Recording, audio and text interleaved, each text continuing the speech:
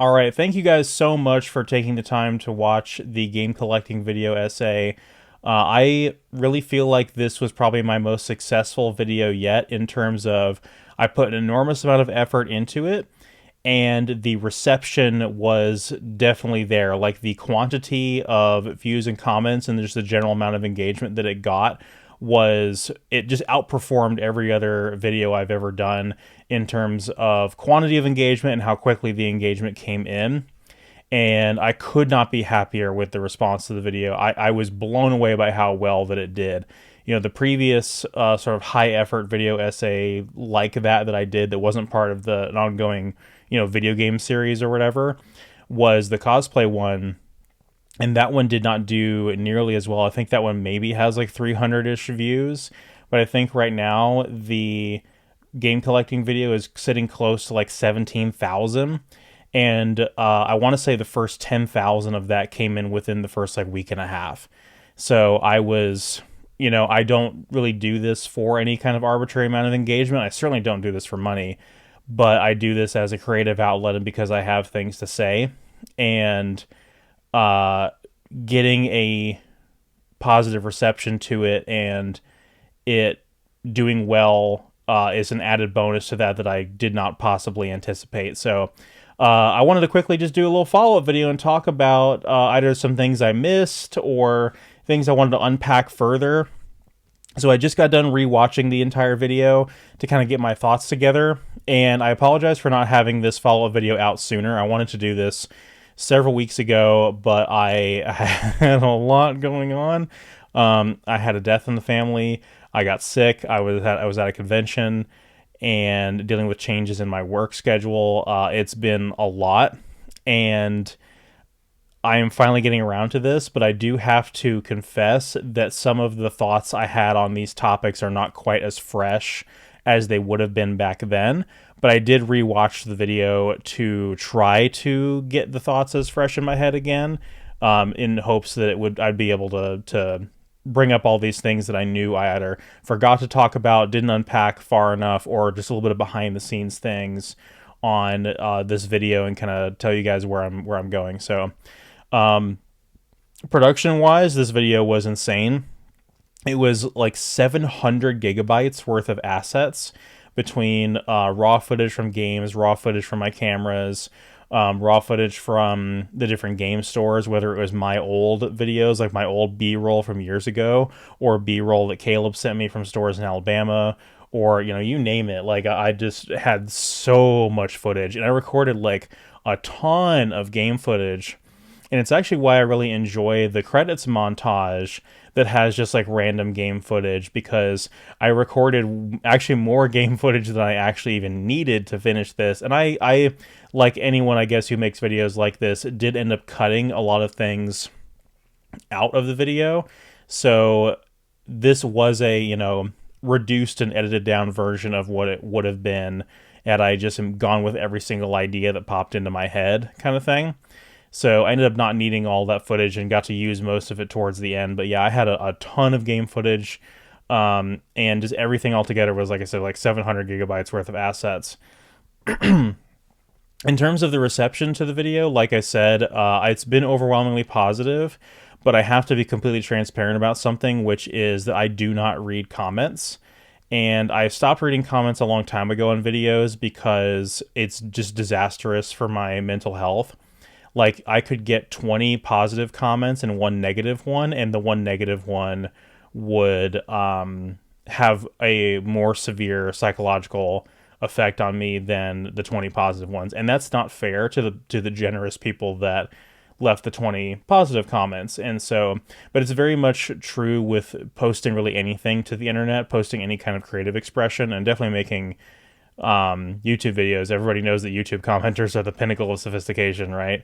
And it's basically the kind of thing, and I don't mean this in a negative way, but as a content creator, you have to understand that there is not a single productive thing that can come out of like arguing with people in the comments. There are some people who, as I said in the video, will deliberately and knowingly misread what you're saying.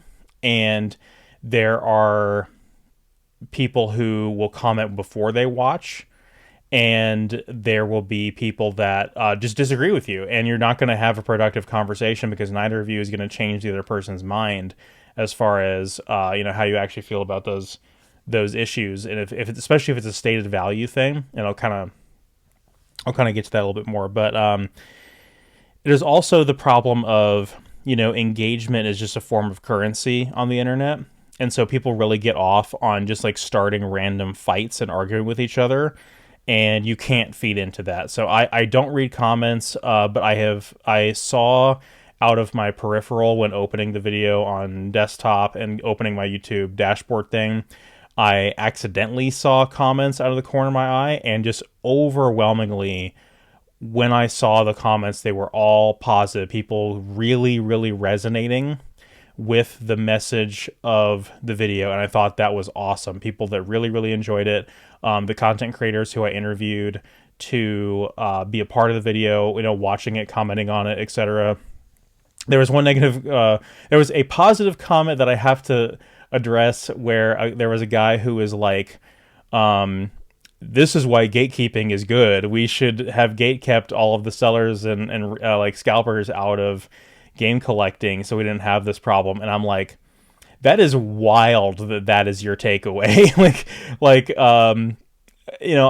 I've been really, really trying to hammer home the point in both the cosplay video and this video about how gatekeeping, especially like financial gatekeeping, is endemic to every hobby, but it is a bad thing that exists in every hobby.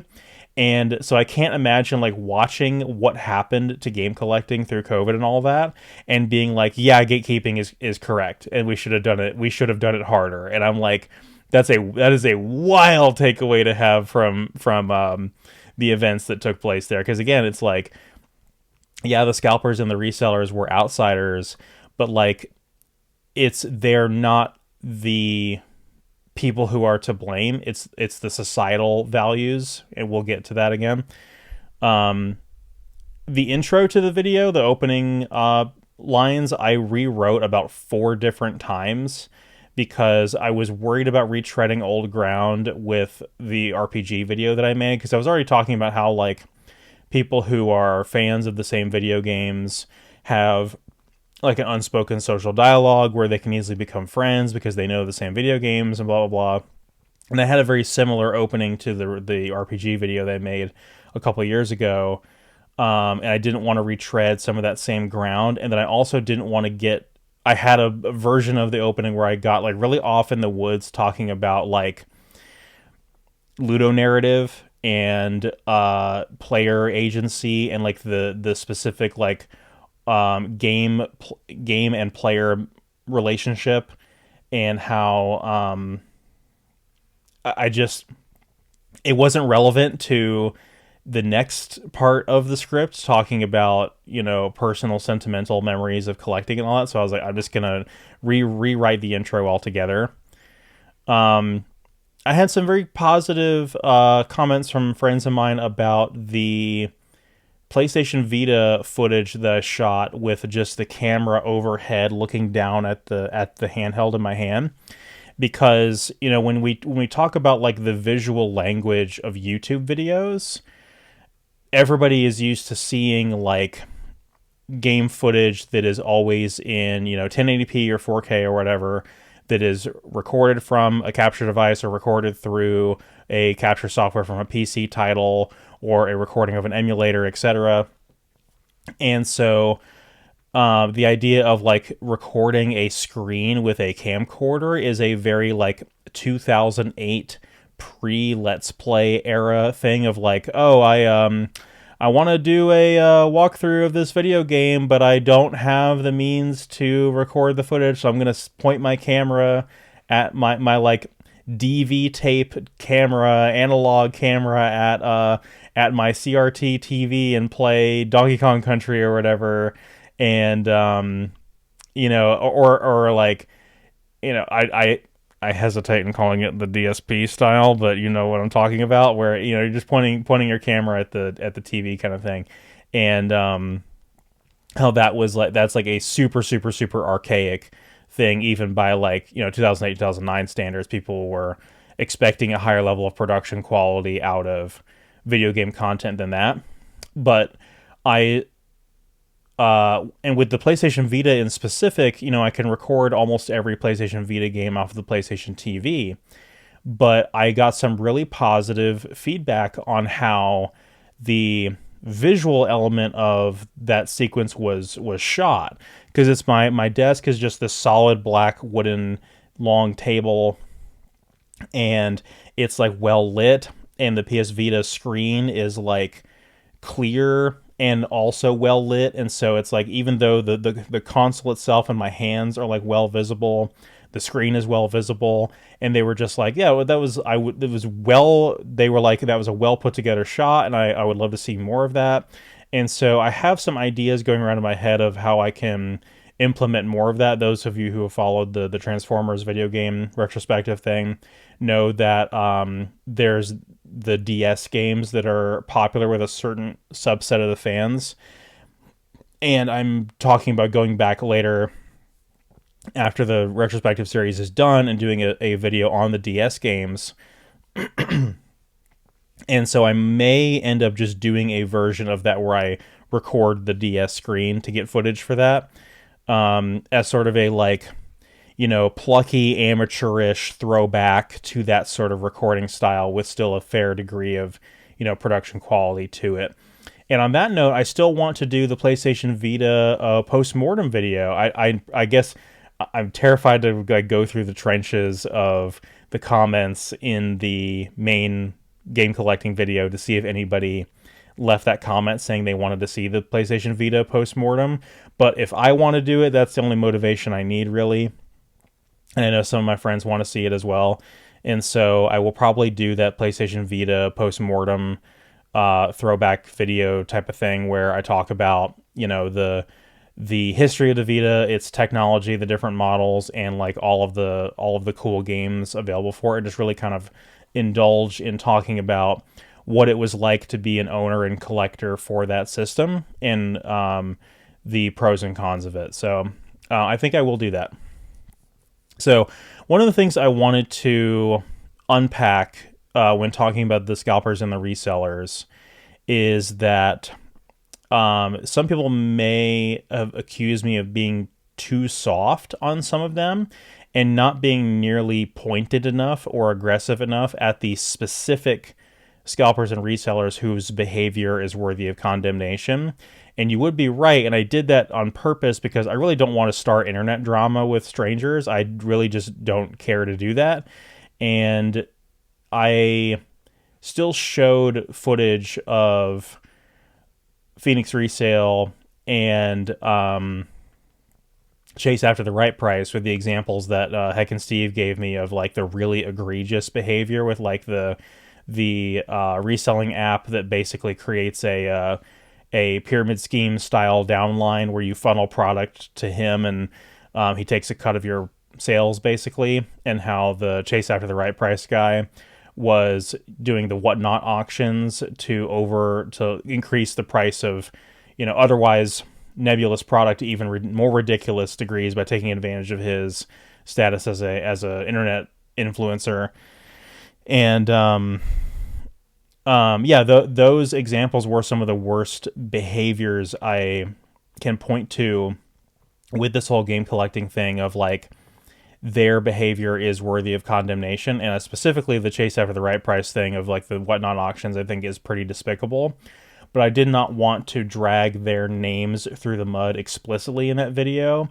It's like an if you know kind of thing, and you are really meant to go check out Heck and Steve's content to get the full picture of that, because he attacks them very directly and with vitriol, but that's his thing. Like, that is his niche with content, and he's very good at it. And so I will let him take the fire for calling these people out like directly for what they do. I am more so, like I said, concerned with the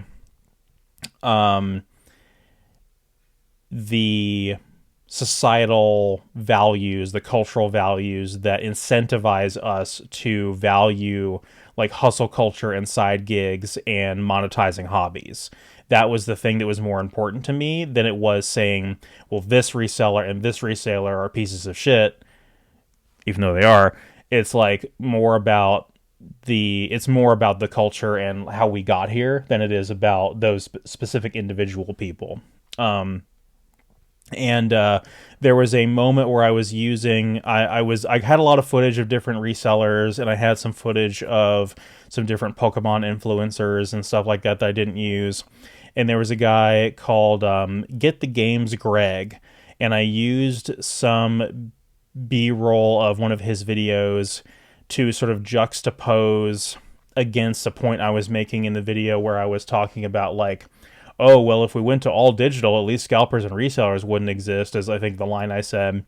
And I show like B-roll of his, and I didn't credit him his name in that sequence. And the reason I didn't do that is because, again, very, very, very big on crediting sources, crediting, especially if I'm using other people's videos in the video, 1,000% have to credit where it comes from, kind of thing.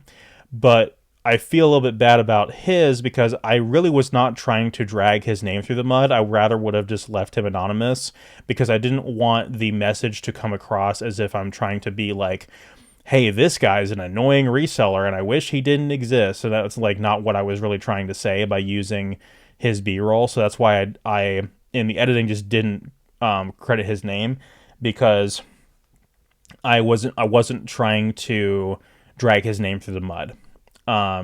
So for those of you that think I was going a little bit too soft on some of the resellers, yeah, I probably was. But like I said, I don't want to start internet drama. I don't really hate these guys as people. And like I said in the video, I have actually, when I was the same story that I told about like the 8-year-old Jordan Belfort Jr. looking through the Pokemon cards at the store that I was working at part-time when I was between jobs. That same job, I actually became pretty good acquaintances with 2 resellers that would come in there and buy our higher ticket, rarer games, specifically to resell. And they were both very nice people. And again, it's not their fault that our society is like reinforces the idea that you have to monetize your hobbies and you have to have like a second and third income and you have to make your money work for you and all this other hustle culture stuff. Like, that's not their fault. That's capitalism's fault, is the whole point of the video. And they were extremely nice people. And there was a time where we got in a massive, massive lot of sealed PS2 games.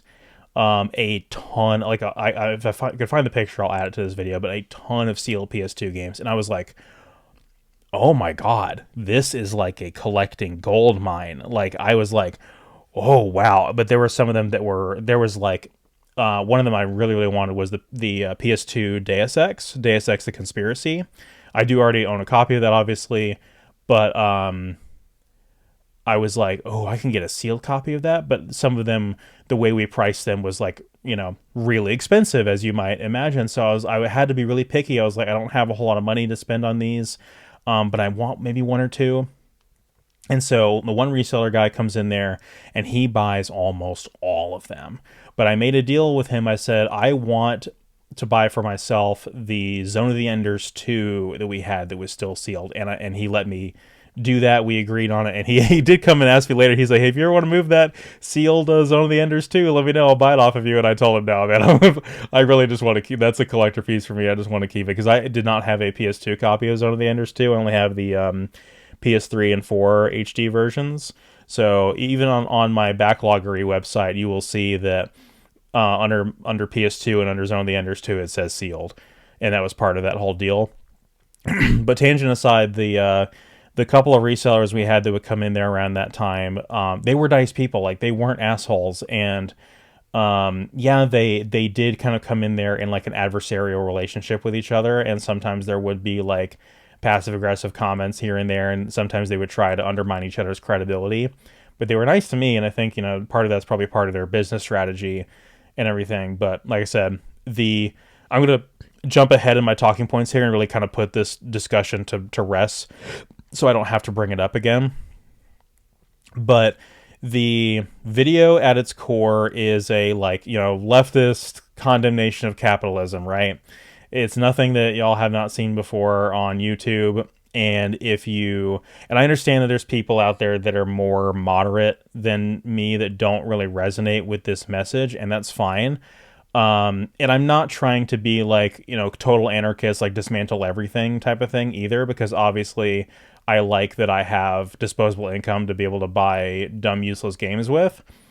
But the core criticism of what I'm trying to say, and a lot of people, this wasn't lost on a lot of people understood this, but some people understood it but disagreed with it, understandably so, is this. And it's like, capitalism teaches us that it's survival of the fittest, that you have to have multiple sources of income to survive, and you need to undercut each other to get ahead. It's a dog eat dog world out there, and you've got to do what you have to do to survive and get ahead. It's a very incompassionate worldview that basically says nobody's looking out for you out there. You've got to take care of yourself and do what you can to get through life. It is a worldview that sets us against each other in an adversarial relationship where we are all like competing against each other. And it's, like I said, it's a very selfish, incompassionate worldview. And I wish that we didn't have to live in a society that reinforced that. And that's where a lot of the monetization of hobbies comes from, is that core foundational belief. So, we're talking about scalpers and resellers and how influencers can kind of have an impact on the market and stuff like that. Like we talked about the Logan Paul thing with Pokemon, and how some people like directly accuse him and blame him of what happened with Pokemon and all that. And I kind of like soft blame him, but not fully. Like I said in the video, I don't lay everything at his feet.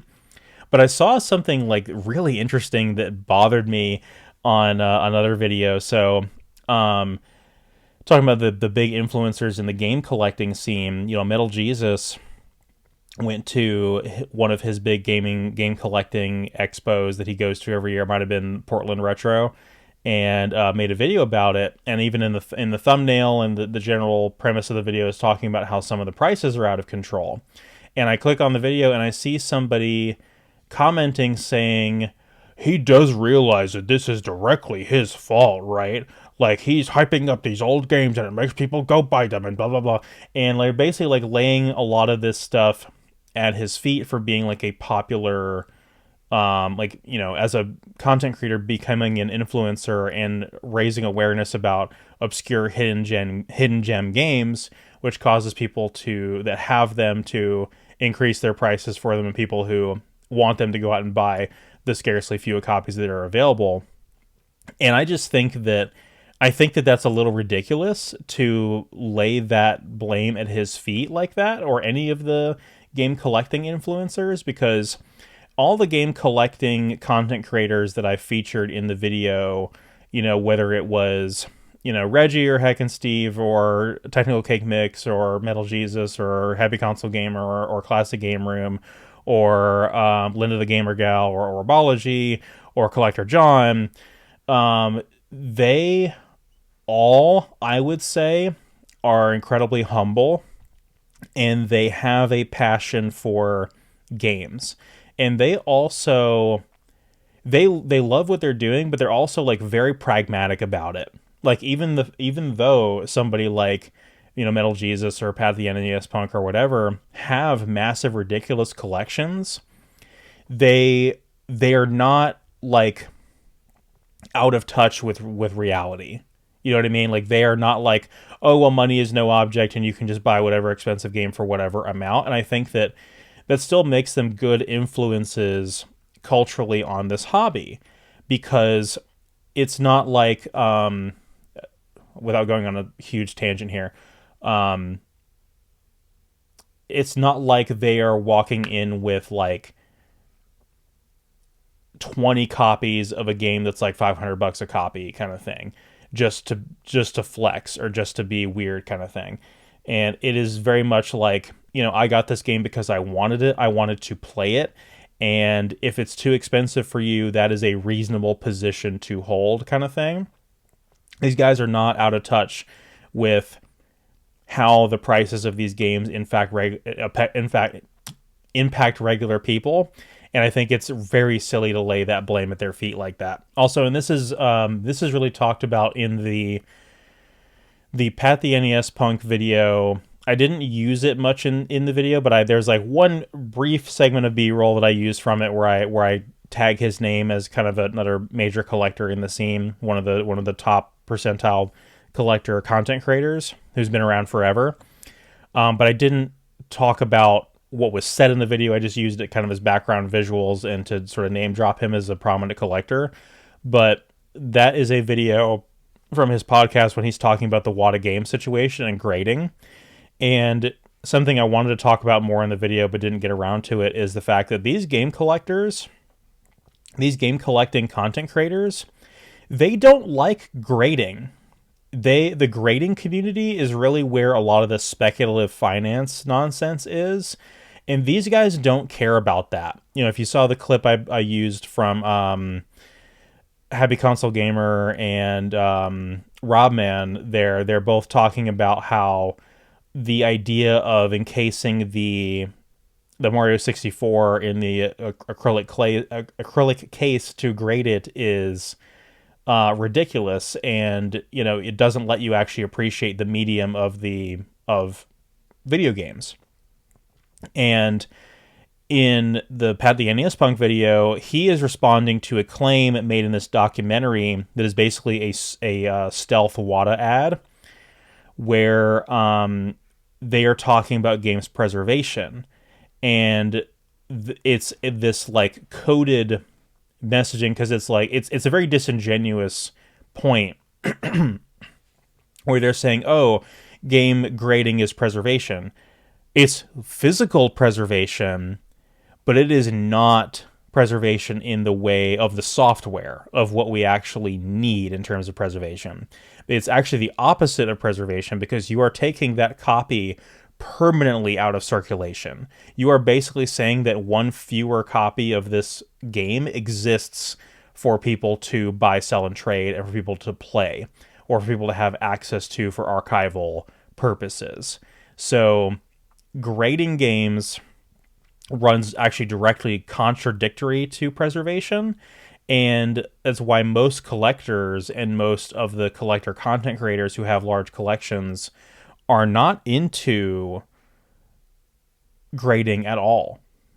And so the grading companies, they like to say these things as a marketing tactic, but it doesn't really line up with reality. Another thing about the Pokemon segment, the transition into that with like the DS era and me being covered in plushies is my favorite transition I've ever edited for anything. Everybody was pretty positive about that joke. They thought it was pretty funny. Looking back on it, I just wish I didn't look so rough in the clip with the plushies on me. I feel like I look terrible, but other than that, I did also thought it was pretty funny, and it was a much needed like visual gag in a video that can otherwise be pretty dull, with a lot of long continuous shots of just me sitting and talking. And I think a lot of stuff like that, the transitions really helped break up the monotony of the video. Otherwise, help enhance the pacing of it, and do like the Citizen Kane screeching cockatiel to wake everybody up kind of thing. I had a couple of other jokes in there. I had some bits that I cut out of the video. So I had the idea for a couple of skits where I would be like cutting back and forth to myself doing some impressions. I think this is like a very like Mooncat thing to do if you're familiar with her content. But I was going to have an impression. It was basically like an Andrew Tate style guy, where I would like slick back my hair and sit in a chair with just a robe on. And I would say things like, you want to have fun? Fun is for losers. You got to be a winner. You got to get out there and make your money. You got to sell those games. Blah, blah, blah. And just like talk like an absolute jerk like that. And, and another another skit where I would pretend to be like, like a corporate style manager type of guy with like a suit and a tie, and like reinforce some of the same talking points of like, nobody's looking out for you out there. You got to take care of yourself, and it's a dog eat dog world out there. You got to make your money work for you. And like I would intercut between my points to those like caricatures for the sake of a visual joke. But later in production, I decided to just cut them because it was too silly, and I didn't feel like it matched the tone of the rest of the video, and it would have just been even more B-roll to have to keep track of. When I was talking about how collector's editions are full of junk when talking about limited run, and I mentioned the Rage 2 Talking Mutant head, I actually have that. I've never taken it out of the box, and what's funny about this is one of my friends one of the ones who got laid off in all of the layoffs that I mentioned. She was working, I think, for Bungie at the time, and she got laid off during like the Microsoft layoffs. But prior to that, she was a QA tester for Bethesda, and she was a QA tester on Rage 2. And so she sold me her collector's edition that she was given for working on the game. And it was a PS4 one, and so without going on a huge tangent, that game plays much better on PS4 Pro than it does on base PS4 Xbox One, and that's how I played it. But I opened the box just enough to get the game out and didn't take out the giant mutant head. But I had every intention of showing that thing on screen in that part of the video, but I just forgot to find the asset for it, or to like pick up the physical thing to show it on screen. So I just mentioned the talking mutant head from Rage 2 and didn't actually show it. There was another skit that I cut talking about gacha games and how I don't like them, and kind of I didn't want it to come across as a jab at my personal friends who would be watching the video, because it is kind of a mean-spirited joke, but it's in the vein of my condemnation of mobile games with microtransactions. And it was going to be me on the phone. Well, I think first I was going to set up a skit with like Michelle and I, where like I'm pretending to play the gacha game and she's like trying to tell me a story, and I'm like clearly distracted because I'm just playing the game, kind of thing. Like that was going to be part of it. And then the other part of it was going to be like me on the phone being like, yes, I would like to rent a wood chipper for my friends' cell phones, of course. Yes, I know what happens to a lithium battery when it goes through a wood chipper, and like just go on kind of like that. But again, it's just like, I'm not that big on skits. Comedy is not my strong suit when it comes to YouTube videos. I didn't know if it would match the tone of the video, but it is kind of this like this mean-spirited jab at like some of my friends who play these types of games, and how I disagree ethically with these games existing. And but I walk a very fine line in the sense of like, I don't want my friends to feel bad for playing them, especially if they can manage to play them in a way that's healthy. There is some positive news to be had in terms of the realm of like gacha games with microtransactions and like preservation and stuff like that, because I tried to come down sort of on the defense of people who enjoy mobile games and whatnot, and being like, if you put in hundreds of hours into insert gacha game here and then it gets shut down, you deserve that game to be preserved in some kind of way where, you don't have to worry about the sunk cost fallacy or whatever. But the industry is under no pressure to do that.